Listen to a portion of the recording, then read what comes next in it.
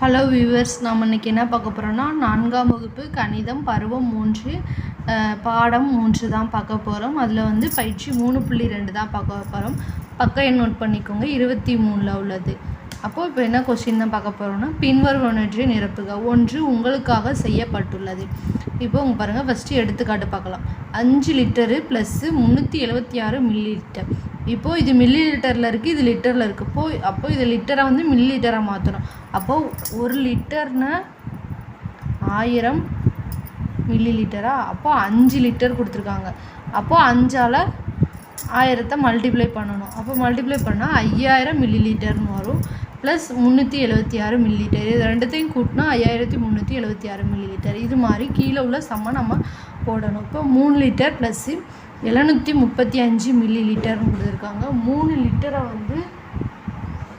நம்ம மில்லி லிட்டராக மாற்றணும். அப்போ 1 லிட்டர்னால் 1000 மில்லி லிட்டர். அப்போ 3 × 1000 3000 மில்லி லிட்டர் வரும். Plus 735 milli litre. இது ரெண்டுத்தையும் கூட்டினா 3735 மில்லி லிட்டர் வரும்.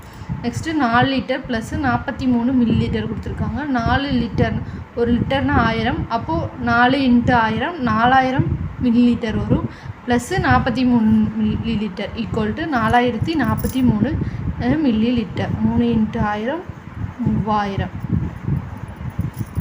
1000 4000.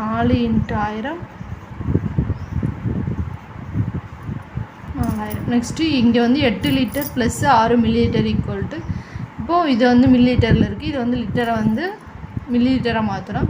அப்போ 1 litre equal to 1000 milli litre. அப்போ 8 × 1000 equal to 8000 milli litre. So 8000 plus 6 milli litre ரெண்டுத்தையும் கூட்டினா 8006 மில்லி லிட்டர் வரும். நெக்ஸ்ட்டு 5வது கொஸ்டின் பார்க்கலாம். 6 litre plus 800 milli litre equal to 6 லிட்டரை நம்ம மில்லி லிட்டரை மாற்றணும். அப்போது 1 லிட்டர்னால் 1000 மில்லி லிட்டர். அப்போது 6 ×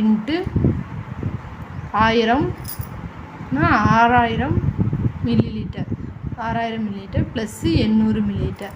ரெண்டுத்தையும் கூட்டினா 6800 மில்லி லிட்டர் வரும். இதுதான் ஆன்சர். நோட் பண்ணிக்கோங்க. தேங்க்யூ.